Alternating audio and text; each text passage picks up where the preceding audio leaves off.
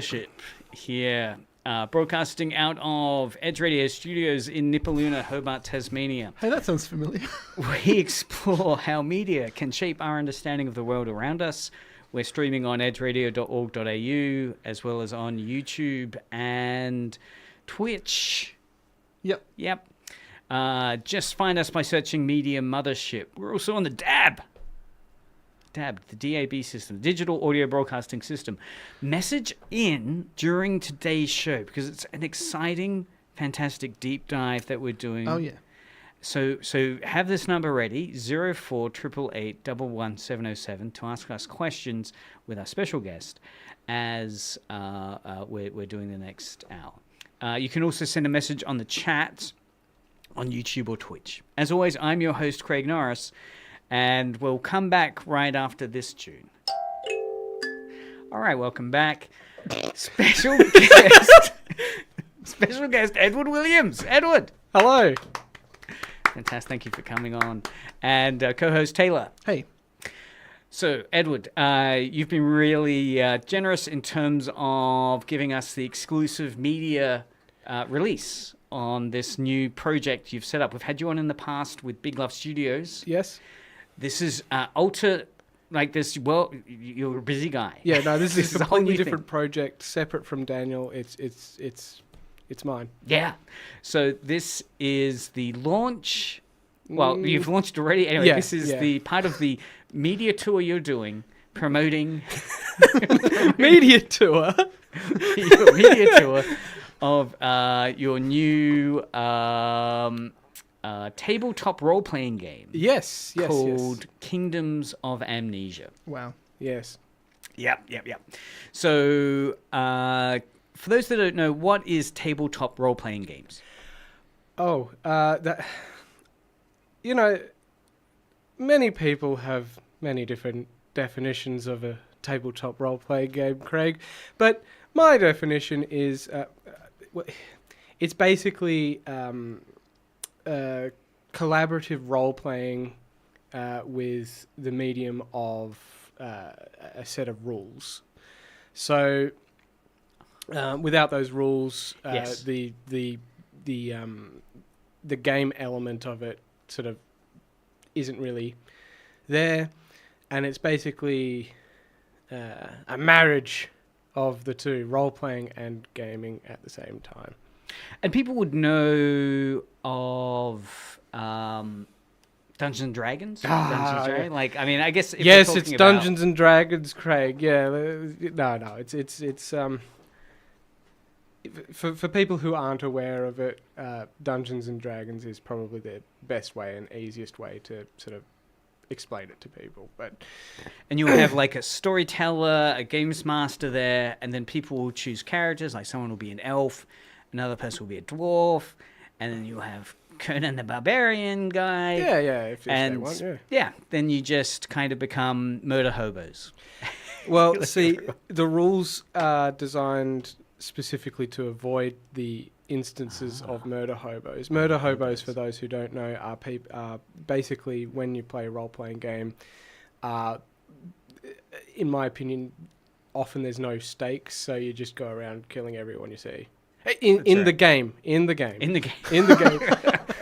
That's right. You go into a village, and the games master might have set up a store for you to buy things of, and suddenly the players are saying, I just kill the storekeeper and take all the things. Yeah, I mean, that's the easy way of doing it, yeah. So, your game is very dense, and we've got our hands on the kind of player's Dungeon Master Compendium. We'll show it up to the camera. Oh, yes, the camera. There we go. For those who are watching the stream and not just listening. This beautifully produced Kingdoms of Amnesia, tabletop role-playing game by Edward Williams. Now, what sparked the initial idea for Kingdoms of Amnesia? Was there something that said, I need to create this world? Well, I've always been a creative person, as you know, Craig. But I started to try and make tabletop role-playing games when I couldn't afford Dungeons and Dragons. So I couldn't afford Dungeons and Dragons or Pathfinder. so I decided to make a game. However, I didn't know what I was doing, and so there was no systematic way about it. And the mechanics came first, and then the lore sort of sprinkled its way in and filtered in as I started to make it, as it started to become more solid as a game. So this has been in your mind for a while. Yes. How long has it taken you to develop the game from that initial concept to this completion? Let me just do the maths in my head. Play some music whilst you're waiting for this. I just want to say here, I'm glad that they found like decimal currency in the world, because 1 gold coin is worth 10 silver coins. Brilliant. It's good Yes. Okay. So it is decimalized, and it does use the metric system because Brilliant. Because it's not a traditional fantasy setting. Yeah. Which I'll get into in a moment if you want. Mm-hmm. So let's see, how long has it been? It has been 14 years. 14 Wow. years. Yeah. Great. Yeah, so this has really been percolating for quite a while. Yeah.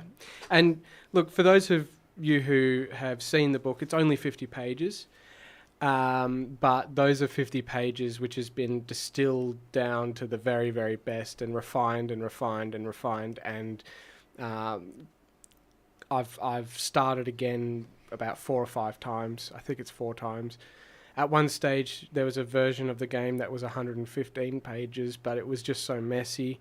And I think the length or the volume within the book isn't a reflection of the quality inside. Right. Okay, well, we might... as in, there's no correlation between the thickness and quality, is what I meant to say. But it's still quite a hefty tome. Okay, so let's go into the concept of this world that you're setting up. History's been fractured and restarted. Yes. Which is a really fascinating premise to start the world with. What drew you to explore this theme of kind of lost memory and cyclical struggle? Well, it all started out as a thought experiment to see if I could create the perfect world. And then as I was creating this perfect world, I realized that, hang on a second, I'm becoming a despot in this perfect world. So it sort of made me really realize that, wow, even like no matter how good your intentions are, you always end up sort of going, if only people just did what I said, then everything would be good. And then you realize, oh, hang on, I'm being a bit of a dictator here. So it basically boils down to that thought experiment, and then sort of stories kind of spin off from there. And so the quote-unquote perfect world is actually an imperfect world because it's enforced by thought policing, and well, not thought policing, more like Huxley's Brave New World rather than 1984. Well, let's go into those 3 central mythical characters that are in this. So you've got the whale, the Leviathan, and the minnow. So the minnow is a very minor character. Sorry to cut you off there. Yeah, it's my favorite. Okay. Okay, so the minnow. Okay, so the minnow. What's their relationship to each other? So the minnow is actually a very important character, just not very. The role of the minnow is sort of a bit more of a secretive thing at the moment. I sort of want to kind of drip feed out the story and so have the mystery kind of unwrap as people play the game, as people get interested in it. Even if people are just interested in the story and not necessarily the game, that's fine with me. But I will talk about the whale and what was the other one that... So we've got the whale, You know this? Leviathan. Yeah. Well, no. Okay, so my interpretation of what the important characters are versus your interpretation of what the important characters are. Because I guess Because what we've got here, Yeah. the settings, this is a post-cataclysmic Yes. world. And so history's been fractured and restarted. And then you've got this deep lore involving powerful mythical entities. Yes. You've got the whale, the Leviathan, and the minnow, and this complex social and political dynamics, Yes. which is centered on the enigmatic emperor Yes. and ancient machines like the Colossus. Yes. Right? So there's this really detailed... And then in the rulebook, you've got the core rules and the advanced rules. Yes. Right? And so there's this mechanics that cover everything from character creation, combat, magic, environment, social interaction. So I want to dig into some of Yeah, this. yeah. A plus. The first thing to start with is this world building. Yes. Right? So these three central characters, the whale, what is the relationship between these mythic entities? Okay, so I'll start with the Whale, Leviathan. Leviathan, minnow. Yep. The Leviathan is the easiest one. The Leviathan is basically ripped straight out of Thomas Hobbes, this philosopher, economist, political analyst from the 1700s. Basically, his thick tome can boil down to basically government entities spiral out of control, no matter who's in charge, no matter how good the intentions are. They start to eat away at society, and society collapses in on itself because of the government sort of, yeah. Sounds like BioShock, or what's the video game? Yeah, it's a great premise. This one where utopic vision, then and that's the Leviathan. The Leviathan is an actual entity that starts off as, oh, I love this. So, Please. so the Leviathan starts off as a small serpent, much like the serpent in the Garden of Eden. Right. Adam and Eve. And then, so it sort of digs its fangs, I guess you could call them, into someone or a group of people. I'm not going to say who, because that gives away too much of the mystery of this story. And then it sort of grows into this Leviathan that basically swallows everything in its path. Yes. But it sort of collapses in under its own weight before that happens. And then it starts off as a small serpent again and sort of slowly builds up. And so it's a repeating cycle. So that's the Leviathan. That's the Leviathan. And the whale? The whale is sort of more like an innocent bystander in all of this, and that the source of all life comes from this whale. And the whale kind of sacrifices itself. It's sort of not necessarily sacrifice. It sort of becomes catatonic and is in a state of shock after this apocalypse that happened hundreds of years ago. Yep. And that seems really central to the theme of the role-playing game. Yeah. This kind of, the whale sacrifice is kind of a central aspect to... Yeah. Well, it's not a voluntary sacrifice. It's a sacrifice that just comes about because of the amount of destruction. It can't handle it. And it also represents wisdom being passed down through the ages. And because it's in a catatonic state, Yes. everyone forgets, hence the name Kingdoms of Amnesia. So everyone forgets what actually happened in the past. So like a fall of the Roman Empire, Dark Ages. Yes, exactly, yeah. Loss of that wisdom, and then you have the Renaissance. Yeah, yeah. 800 years after. And the minnow, is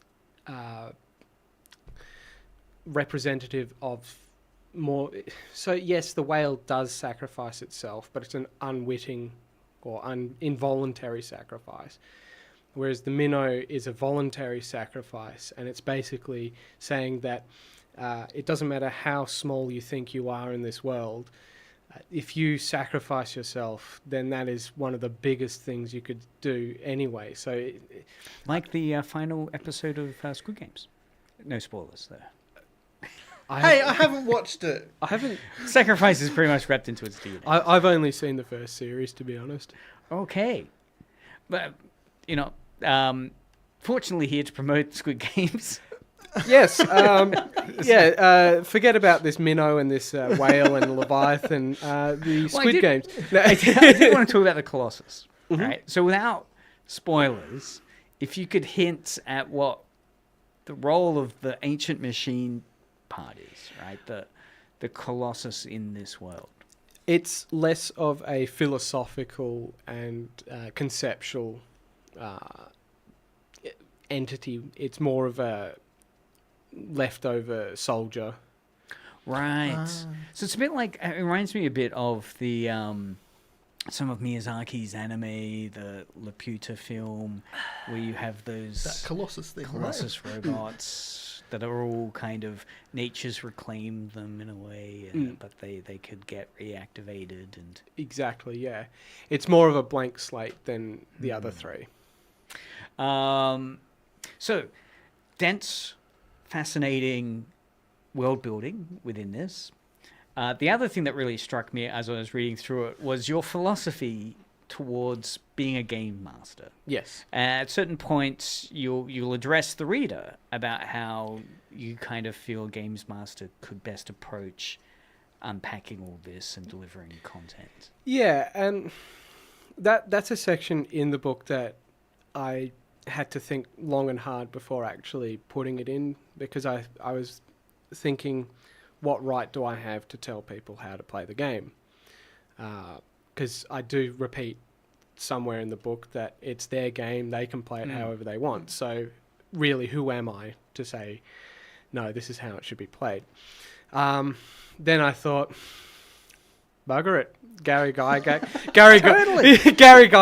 did it, and I'm going to do it. But mine's more suggestions rather than prescriptions. I'm not telling people what they have to do, just more sort of, hey, look, it might be a good idea to approach it this way. So some of the things that I say in there, you're not there to write a story, you're there to role play. And for a lot of people, that might come across as being a bit sort of, well, hang on, isn't the act of role playing collaboratively going to end up in a story? Yes, it is. But if your intention is to create a story, then you go and create contrivances for your characters and sort of go, well, it would make a better story if my character didn't do this, so I know that my character would do that, but I'm going to make them do this, so we've got a cool story to go along with it. Because I like that distinction and emphasis you placed on game masters. And the game master, of course, is the person who's directing the action. They're the ones who will set up, so you're in a wilderness, you're coming to a tavern. The game master is, in my opinion, and again, everyone, this is my opinion. You can have differing opinions, and but this is mine. This is mine. Damn it! I'm sorry. Getting a bit angry there. So, in my opinion, the game master is there to create the environment with which the other players interact with the world, and it's difficult to sort of. Because on one hand you go, well, the game master generally puts a heck of a lot more effort in than the players. They're putting in a lot of effort into the scenarios, into the locations and the NPCs, non-player characters. But that should be done willingly, and it should be not a burden, but something that they do out of joy and passion and love for their players, and I'm very big on this sort of showing love to people, and yes, love might be a bit of a strong word, but it's the word I like to use. Because you do make that point that the game master should see themselves as facilitators, yes, rather than storytellers controlling the narrative. It's a very strong stance to take, and I was kind of curious if there was a kind of personal experience that led you to that. Was there a game experience that you've had where that it didn't go well? Is there an experience that led you to that philosophy? Yes, Craig, there is. Okay. Is it child friendly? Do we need to make a language warning? No. This is child friendly. Great. Basically, I've gone into games blind where GMs sort of they have this mentality of no, this is what we're doing. You will do this, and this is the role you play within that. And if you deviate from that role, then you're not playing it properly. And I'm just sort of thinking, what? This is insane. I'm here to enjoy myself, and you're here to enjoy yourself. And if, in order for you to enjoy yourself, you have to sort of shackle your fellow playmates, that's kind of, it just rubs me the wrong way. Yeah, so rather than facilitating a direction, that might not be the initial plan the game wants to have. And this is why I say role play, not storytelling, because if you're telling a story, then the GM in their mind goes, no, you're supposed to be doing this. You need to follow the story, because if you're not doing this, you're not following the story, you're not playing my game. And and I've also had GMs where it's like, okay, we're going to break for lunch now, back in 15 minutes. I'm thinking, is this a am I at work? Is this a is this a 15-minute break from my job? So a lot of the experiences I have had have been very much that, and then the GMs also hold it over the other players that they've put in all this effort, they've paid all this money for all these books and all this stuff, and I'm thinking, yes, you have, but that doesn't give you the right to dictate to me the terms of this session, Yeah, there should be, and because I guess if the GM isn't going to listen, what is your recourse? To just leave? Or to look, I think it's best to just leave. Give them a chance or two. In the past, I haven't done that, but that's only in circumstances where the GM has been a real, this is you are here to roll dice. You're not here to make decisions, and that's where I go, I've been lied to. I'm not going to play, and I just leave. Because I guess it's tricky, isn't it? If you're a new GM in particular, to shift that mode of thinking from feeling you need to control the story to being able to embrace player agency. And honestly, there is no right answer. That's just my opinion. The reality is that that there's hours upon hours, hundreds, thousands, probably millions of hours of YouTube videos and millions of articles of people discussing this very topic, and there's no consensus, and so I guess it's very context specific. Exactly, and there might be a situation where one of your players has a bit of anxiety around making decisions, and they may need a little bit of additional support in that, and that inevitably results in you taking away some of their agency, which, if that's how you want to deal with it, if that's what makes you both comfortable, then that makes you both comfortable. And so I'm not here to tell people what to do. I'm just saying my thoughts on it. So it even says my thoughts on being a GM. It doesn't say... Yes. It doesn't say, this is how you have to play the game. Oh, yeah, my thoughts on TTRPG, so tabletop role-playing game. There we go. It is mapped out. I mean, in there, you do write specifically of these consequences being real and unavoidable. Yeah. Any other examples that you've encountered? Yeah, but they're a bit too close Because it's very emotional. Yeah. I mean, I guess, Yeah. there's, in these spaces, it Yeah. can be, you're you having can- to be vulnerable. Yeah, you can easily destroy friendships if you don't handle it properly. Yeah. Like, it's not, you know. But again, I guess... Yeah, it's difficult because it's just a game, but Yes. but you could really screw up friendships if you don't approach it, in a way that is wholesome for everyone. And I found that's on page 2 of the manual to be really important. That you mapped it out. Again, I appreciate the difficulty of starting that conversation. But as we're mapping out here, I think it's so important. A lot of people forget that step of laying some ground rules or some expectations, or just hearing what each other expect their roles will be in this space, and before you know it, it's gone too far down, and you've potentially broken something, either the game or a friendship. Yeah. So, because equally, there's more positive stories that come out of these environments of role-playing games than negatives, fortunately. It can be a great space to develop and enrich friendships. Oh yeah, 100%.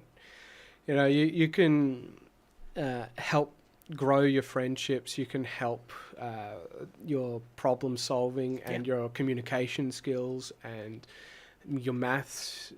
Hell yes. You can expand all sorts of things through role playing, but sometimes you can have a negative experience, and when you have negative experience after negative experience after negative experience, you sort of got to ask yourself, what's the common denominator? Is why? it me? Yeah, is it me? And reality is it could be me. I could be the problem. Yeah, or it could be a particularly toxic environment. Yeah. I mean, I had the arrogance to create my own tabletop role-playing game because nobody was playing the way I wanted to play.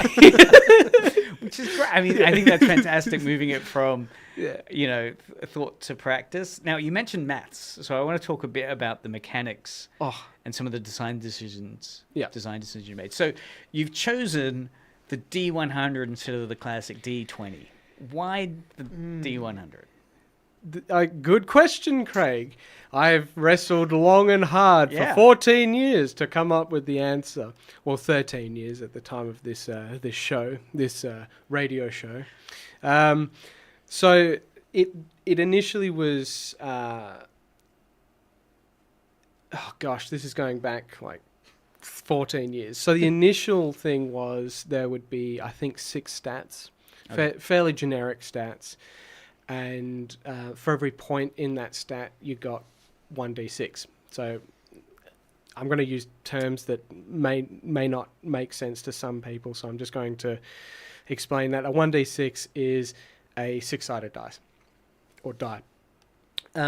So that was cool because you got to roll a lot of dice, because a lot of the fun is rolling a lot of dice.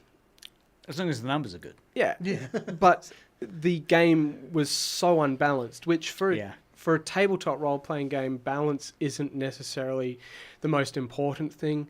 But it was so unbalanced that I thought, because you'd have someone with 2 in a stat and someone with 5 in a stat, and you'd be rolling 2 dice and they'd be rolling 5, and you go, well, this isn't fun, So it went from that to 2d6 because I thought, bell curve. Everyone likes the bell curve. Anything to avoid a d20, because I don't like the lottery aspect of it. The sort of what number's gonna come up, and I know for a lot of people that is actually part of the appeal. That is the draw. But for me, that's not really compelling gameplay. Particularly, yes, if you constantly crap out on those rolls, Yeah. It can seem punishing in terms of it's not anything I'm doing in terms of my decision making. It's just bad luck with these damn dice rolls. Yeah. And that can quickly get old fast. Yeah. So you've gone for a D100 system. A D100 system. And the reason I've gone for a D100 system is because the stats make me go for a D100 system. So in Kingdoms of Amnesia, unlike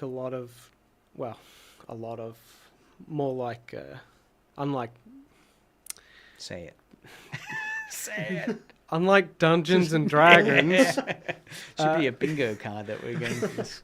unlike Dungeons or Dragons and Dragons, unlike Dungeons and Dungeons and Dragons and Dragons, what am I saying? We're giving a lot of promotion for the game. We don't want to mention. Yes, We do have some messages coming through. which is Kingdoms nice. of Amnesia. So unlike games of that ilk, what is the point I'm trying to make? Oh, hold on. Well, let's go to the messages. Yeah. Okay.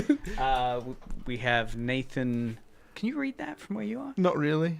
Okay, hold on. We have Nathan Sylvester, Taylor, we miss you. And what's the topic today? Okay, well, just to remind people, tuning in, Edge Radio 99.3 FM. Just reminding my stalker. Yeah. Yeah. We're talking with game designer Edward Williams about his latest new game, Kingdoms of Amnesia, which you can see on the live stream now.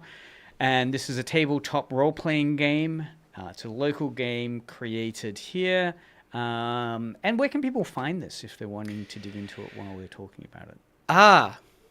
That is a good question. So I'm good at the creating side. I'm not very good at the distributing side. So there's a place called SB Games, not EB Games. SB Okay. Games on Elizabeth Street. All right. They're being sold there. I'm sort of testing the waters with Area 52, and I will eventually get around to talking to Mona? Good Games. Oh. Good Games. Oh, Good great. Games. No, is that it? Yeah, Good Games. Yeah. Yep. Oh my goodness. Sorry, Good Games. That's okay. Friend of the show. Yeah. So Good Games is on Brisbane Street. There, I saved it. You did. So, okay. So the reason that I've gone with a D100 system, and the reason that the stats are the way that they are, so there's 21 stats or 22 stats. I forget. Is because it's more stats based than abilities based. So in the other game, you choose abilities and you get more abilities, and that allows you to do more things in a different way. Whereas mine is just more sort of, everyone can swim. It just depends on how competently they can swim. Oh, right. Yeah. So having said that, there are abilities in the game. Otherwise, it would be there'd be no real flavour to the mechanics. And that's why D100, to give people that room to put more and more points into those stats.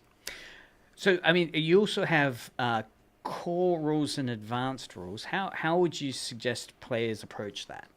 Okay, well, Craig, so there's actually core rules, advanced rules, and additional rules. Oh, okay. Yep. Yeah.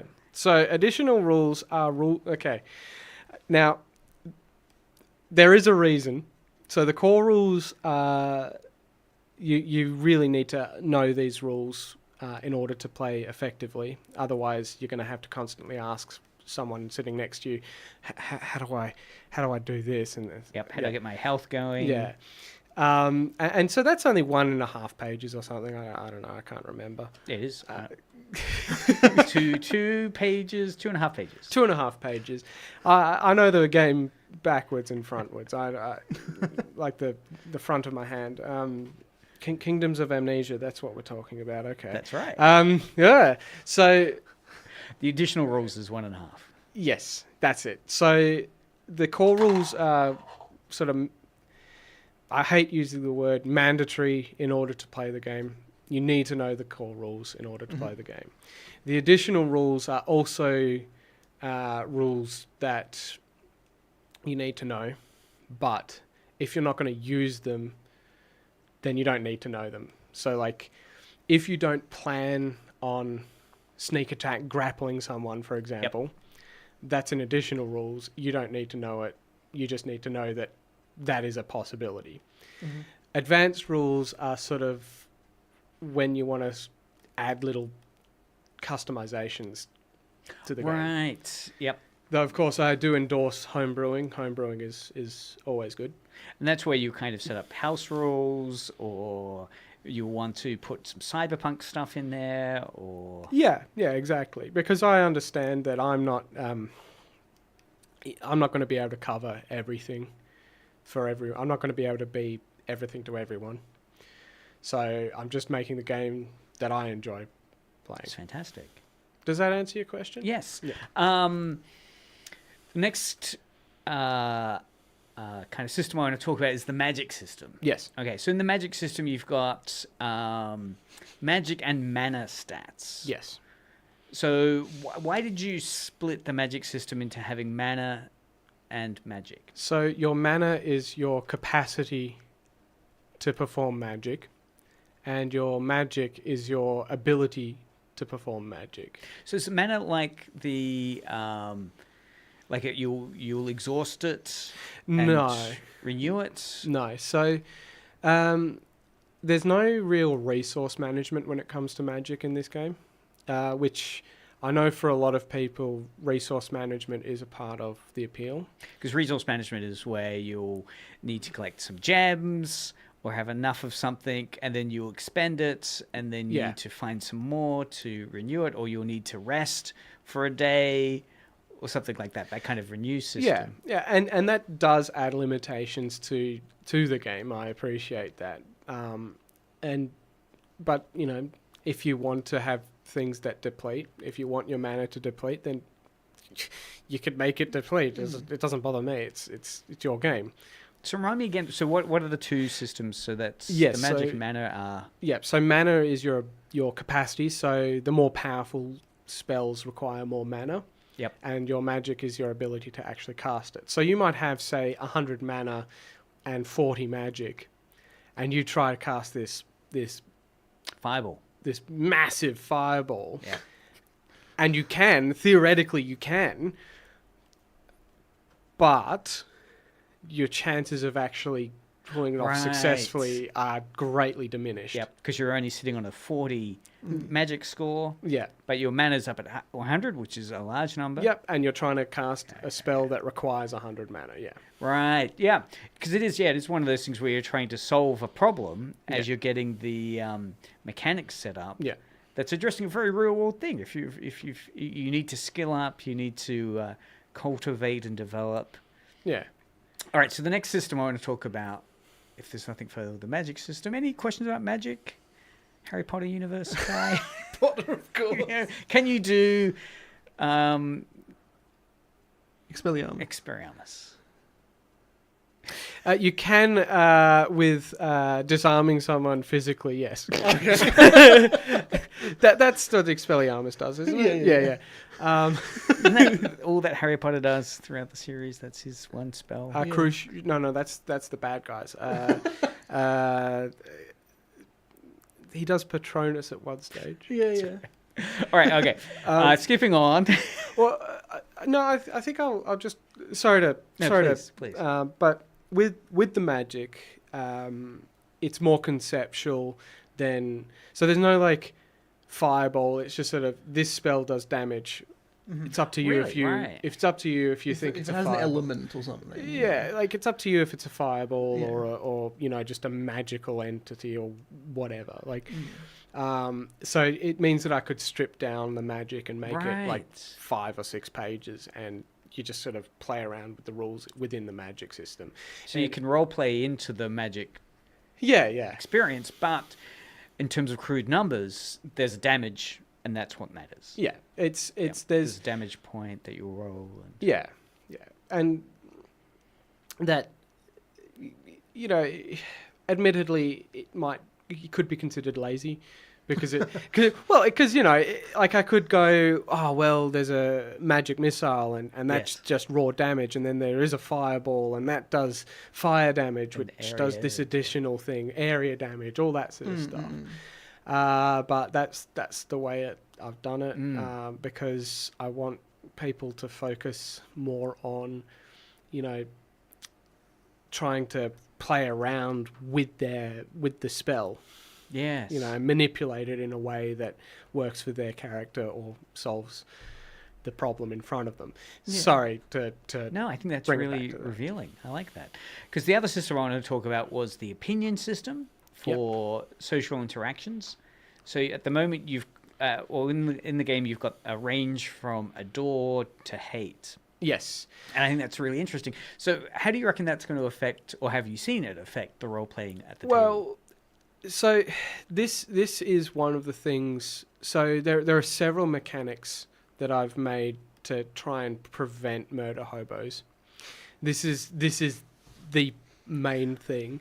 Yes. Because it's sort of, well, if you could be a murder hobo, but then everyone in town hates you, so they're not really going to answer your questions as readily. They're not going to be as easily persuaded by you or whatever, you know. So if you need information out of someone, they're not just going to say, oh, yeah, sure, I'll give it to you, because they've seen you. Because you've got that social interaction score of hate. Yeah. And that sort of, that scales to whatever the GM sort of decides. Like if they decide that's an entire country that hates you, or just that town, or just that one person. Right. Or that guild, or, you know, whatever.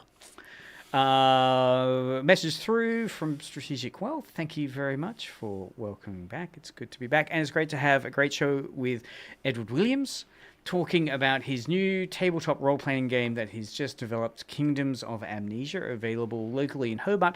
Will it be available overseas and interstate? You got an Amazon deal coming around? No. So, unfortunately, I decided to make this in A4. Right. Which limits it to... Because you can print on demand, right? If you... Yes.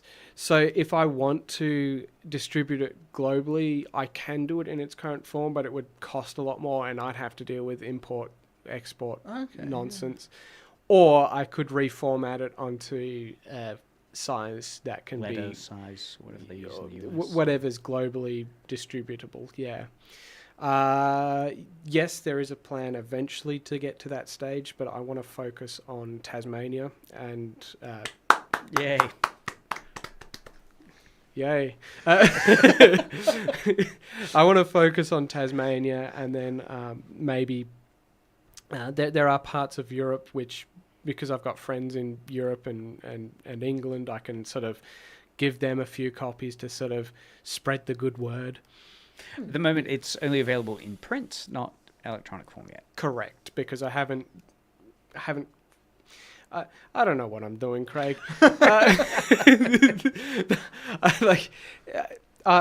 I'm solving one problem at a time, and I'm trying to do it correctly, and I don't know the best way to go about it, to be honest.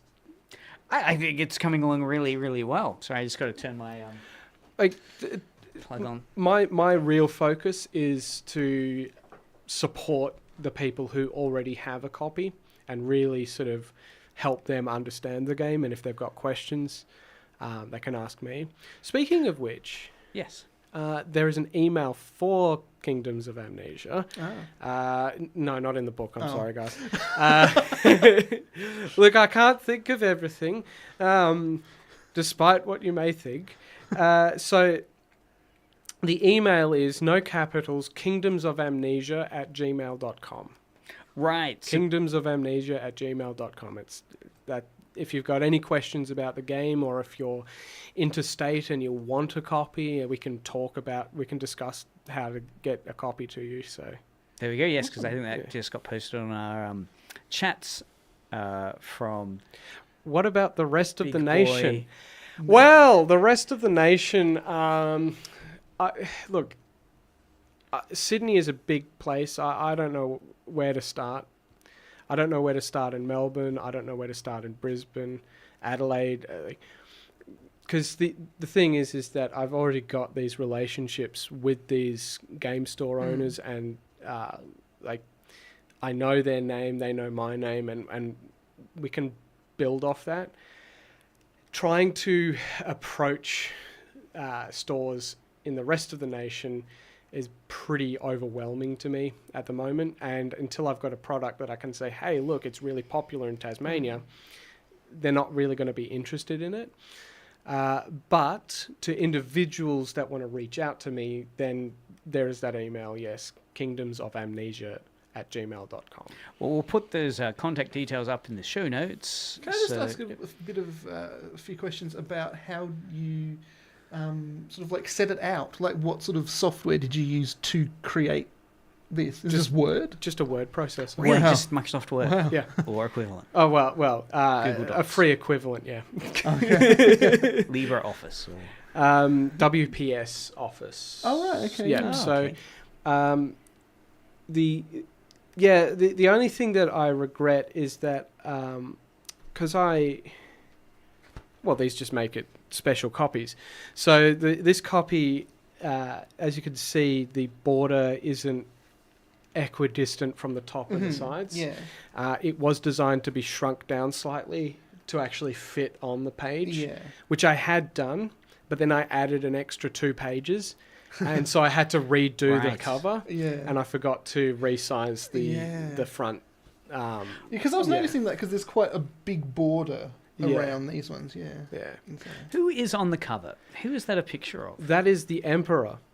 Really? Yes. Right. So when Who's- it says like inside cover concept by Edward Williams, Yeah. cover concept, does that mean produced with AI? No. This is untapped. Oh, it's an No. important No. moral question to Exactly, us these days, yeah. isn't it? I mean, I believe in supporting artists, and I believe in paying them what they ask plus more if you can afford it. So this, without getting into too many details, because I don't want to,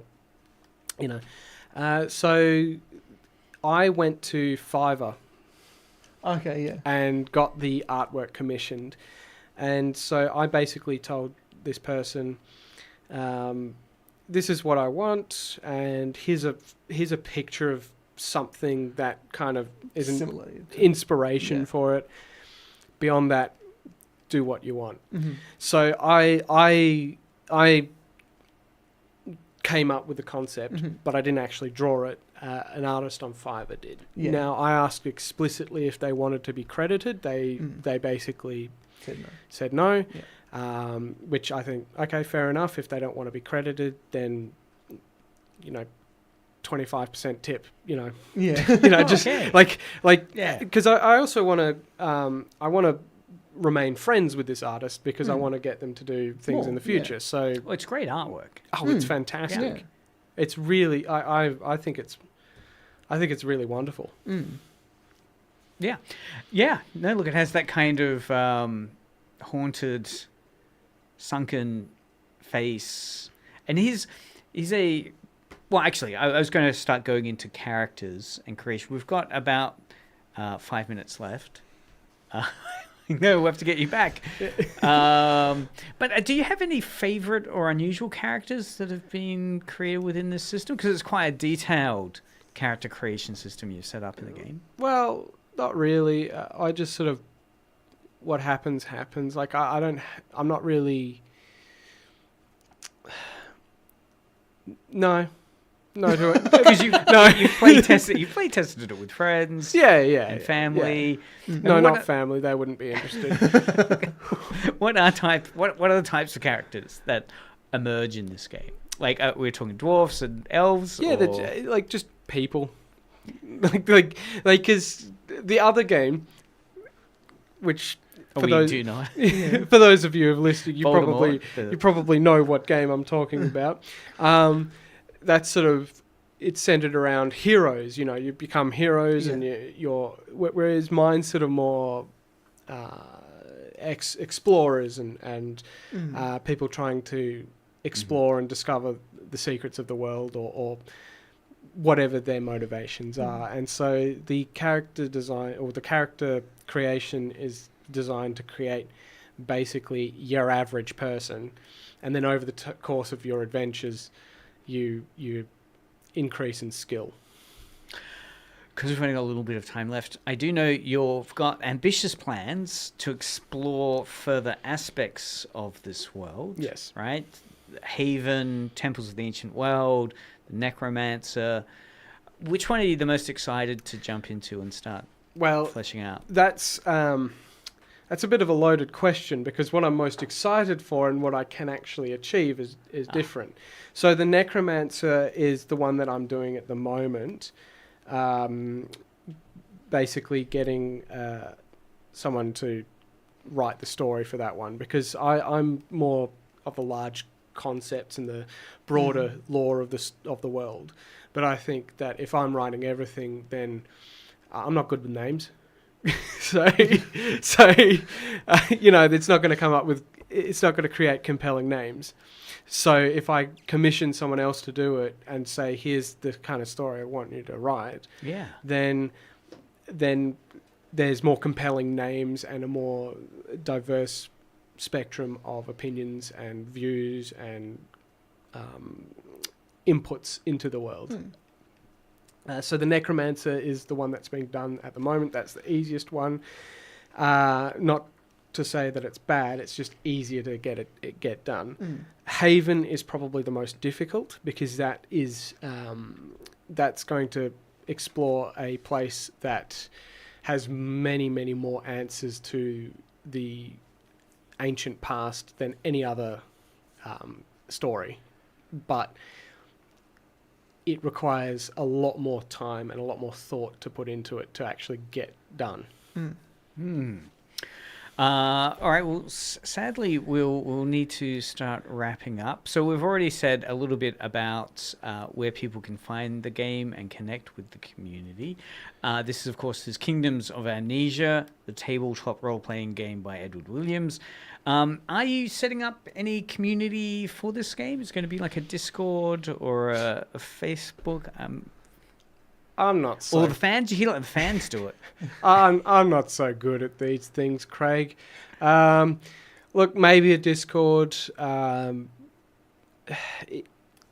want it to be... I don't know what I want it to be. I don't know how to manage it. I don't know how to build it. All I know is that I just want to show people, and if they get excited about doing it and they want to get involved, then they can do that. And I'm more than happy for people to sort of take on board or take it on board and fly away with it. That's fine. I mean, it's my game that I made, but you know, it's also their game that they can play, kind of thing. Wonderful. Well, we will put any details you'd like to share with us on the show notes. We have one. Yeah. Thank you very much for Big Boy. Natalie, I need to move my glasses. Great stream as always. See you next week. Yes, so we will be back next week. Yep.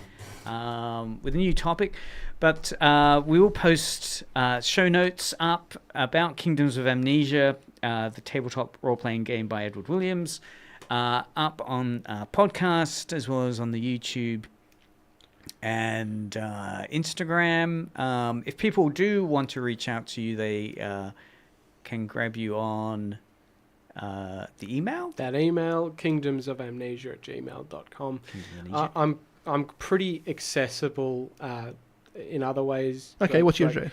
Sorry? Okay, what's your address? No. Like I'm sure people, especially in Hobart, would be able to track me down. Yeah. But like, it's easier for me to compile like all the information on email. I'm a simple man. Email's the way to go for me. If people want to make a Discord, they can. Yeah, well, you know, that's always my hope with our fans. Yeah. Not happened.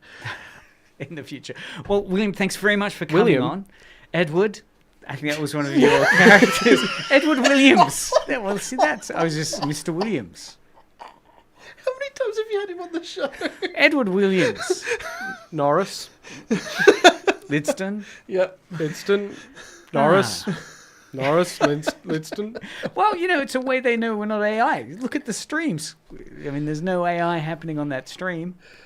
Who knows what AI mess is happening on the stream What at the is moment? happening I there, don't actually? know. Yeah. Anyway, thanks for listening to Edge Radio and Media Mothership for another week. We'll be back next week with some new exciting stuff on Kingdoms of Amnesia and any other. I just changed. Very fitting. Very Yep. fitting. Kingdoms of Amnesia. Amnesia. Oh, we're paused again. Anyway. All right. Keep listening now to Edge Radio for some really cool music. And thanks again, Taylor and Edward, for coming along. See you, everybody. Bye-bye, Norris. Bye. The Aged